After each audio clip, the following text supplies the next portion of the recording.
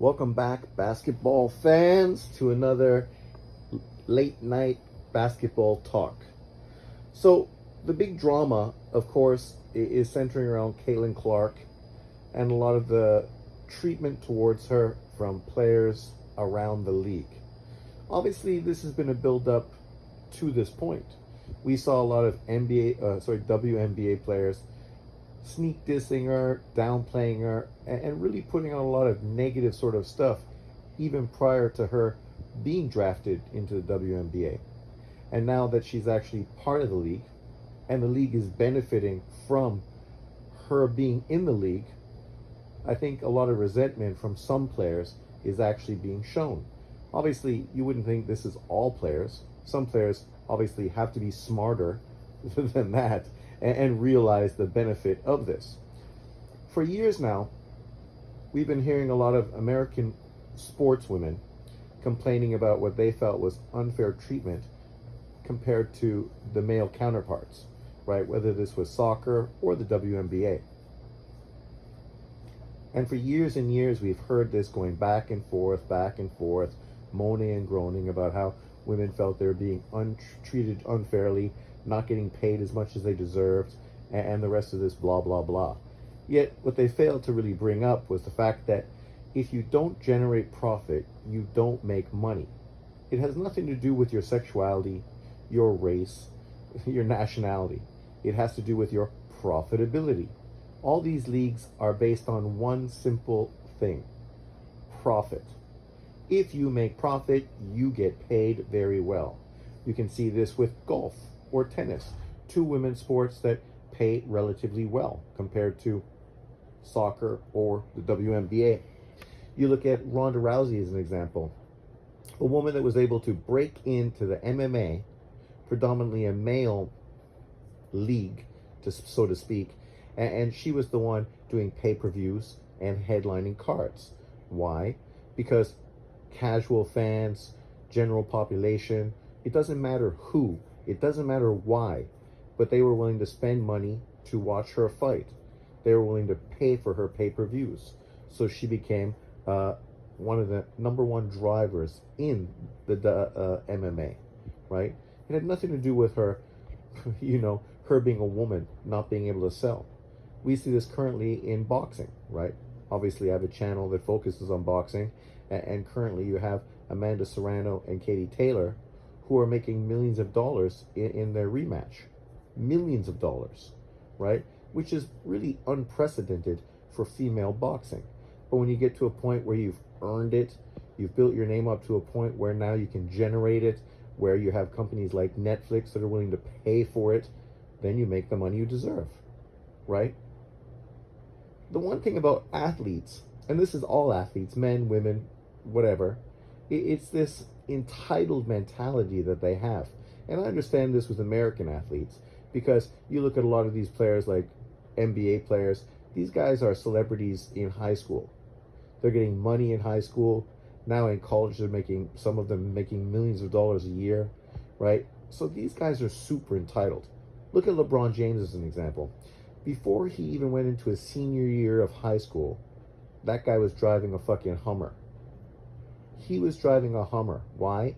Because the bank his mother went to was willing to give her a loan to pay for that Hummer, based on the fact that they knew her son was a superstar basketball player and obviously was going to get paid millions of dollars, and she would be able to pay off that loan easily down the road.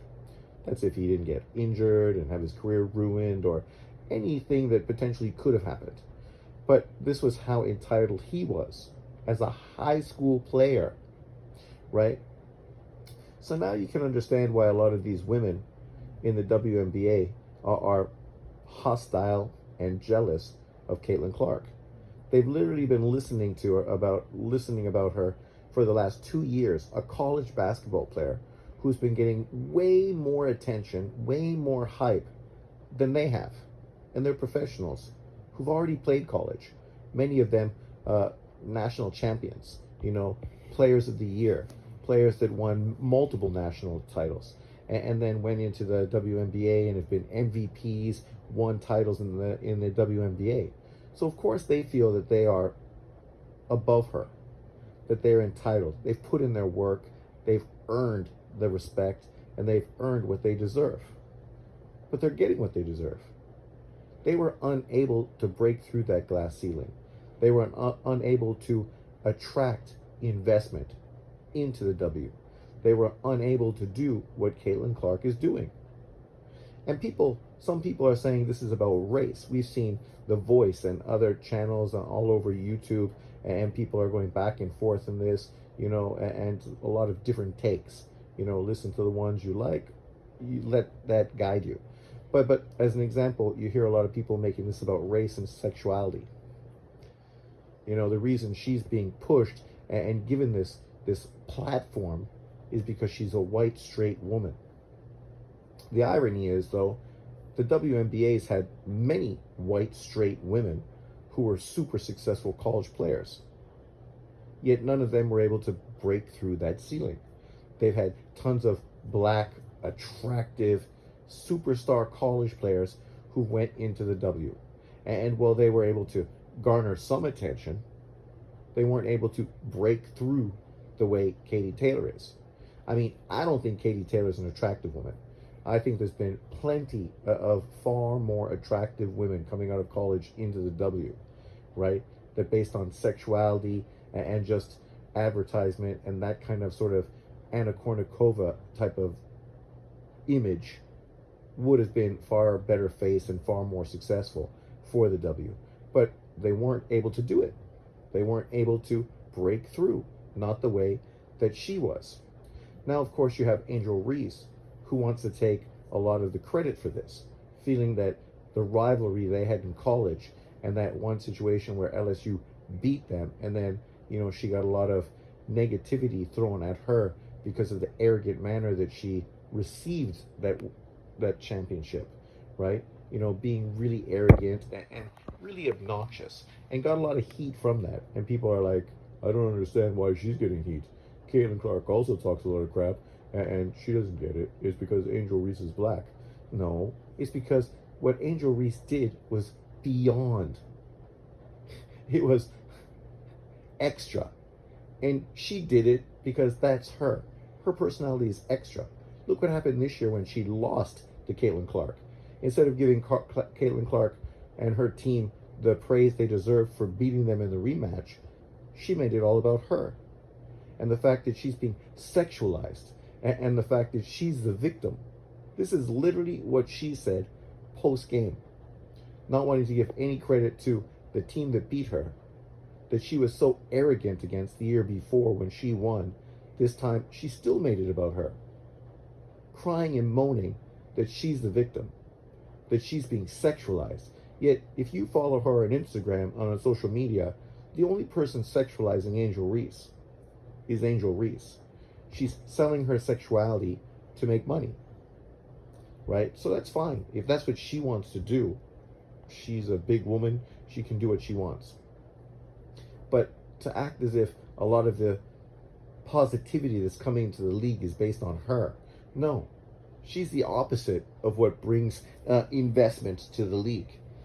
People that invest don't want that image. They don't want to attach themselves to that image. If they did, they would have already done it, because you have plenty of women in the W that already portray that image that Angel Reese is bringing to it, right? That's not what they were looking for. They were looking for more of the Midwest white, home value, marriage, kids, that kind of mentality. And it's not like there hasn't been other women like that. But for some reason, Caitlin Clark was able to break through. And now that she's done it, there's no point pointing fingers and saying the only reason she's getting this love is because she's white and da-da-da-da-da-da. No, that's not the only reason. And the truth is, why are you doing this, pushing back and making it racial, when what you could be doing is profiting from it, benefiting the league, and pushing your league forward? But this catty mentality that women have, that they don't want to praise other women's success, that's one of the problems that's happening right now.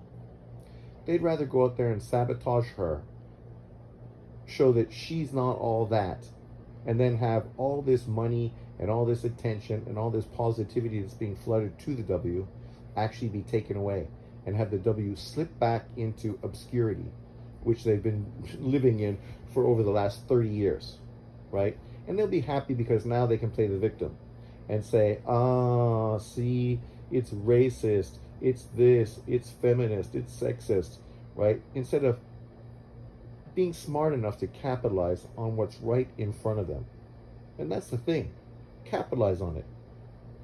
Get better. Go out there and win.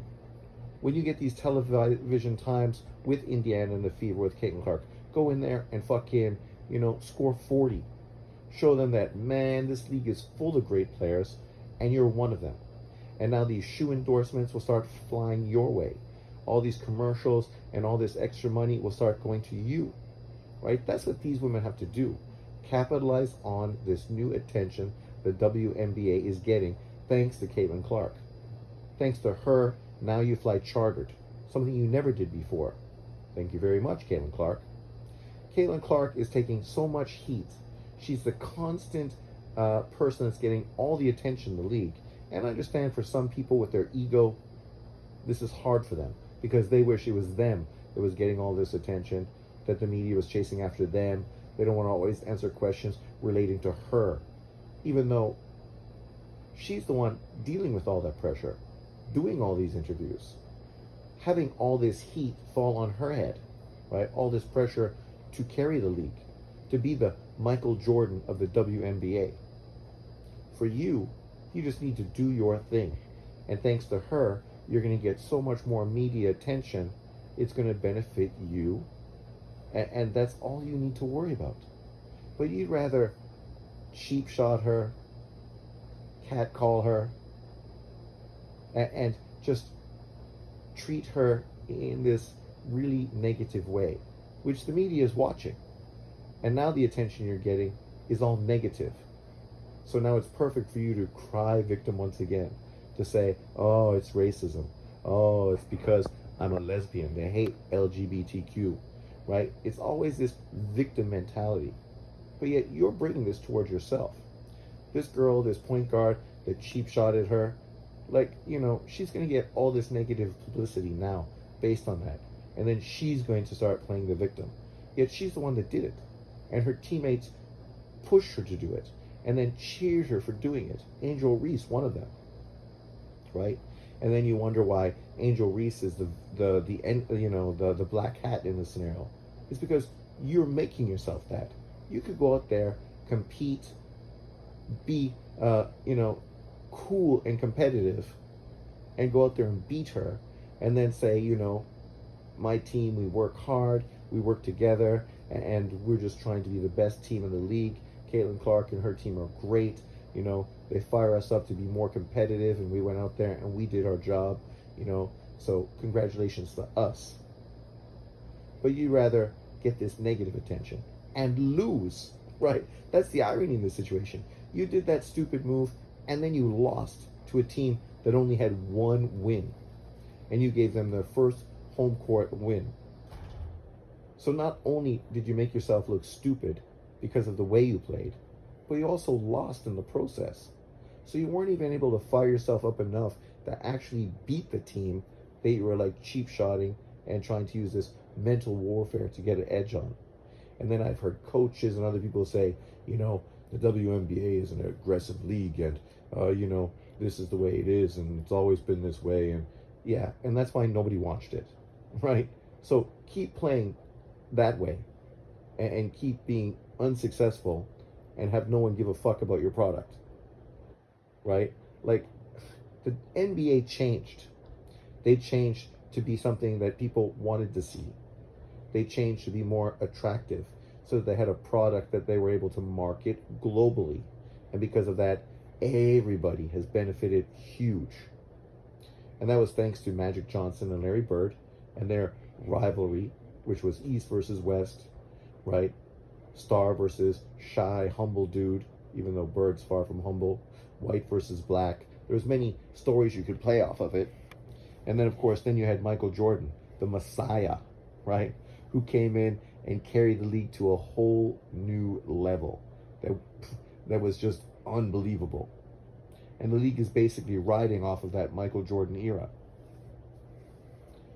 Now the WNBA has their opportunity to do the exact same thing. Will Caitlin Clark be able to be a MVP, a champion, a scoring leader, and all these kind of accolades that are really going to prove how good she truly was and where she really ranks as far as all-time best women in the W? We have to wait and see. This is her first year. Obviously, she's going through growing pains, which is pretty normal for rookies. And she's also getting a ton of attention from other teams defensively. They're spending more time trying to stop her from being effective than the veterans on her team. Which means her team needs to fucking step up.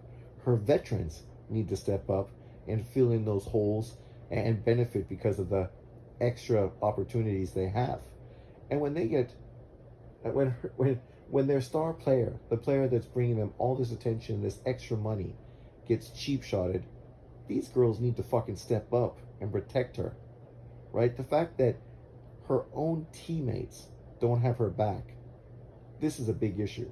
And if I was the team, I'd fire that coach fucking right now. Right now. She'd be gone.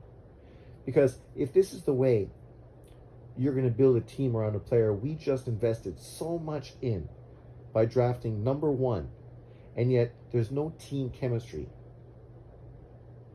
she gets dropped and no one jumps to her defense. People snigger and sort of laugh about their teammate getting cheap shotted. I would have that coach out the door fucking faster than you could say yesterday. And I'd bring in somebody new. Because not only is your team shit and you can't win, you couldn't win last year, you're not winning this year, so you can't blame that on Clark. This is a reflection on you, the coaching and management and the players that are there right now. Right? Culture is important, especially in winning teams. And from what we've heard, outsiders on the outside looking into the W, is that it's a toxic culture. A toxic culture. And who could be surprised? Who could be surprised? Not me. Right?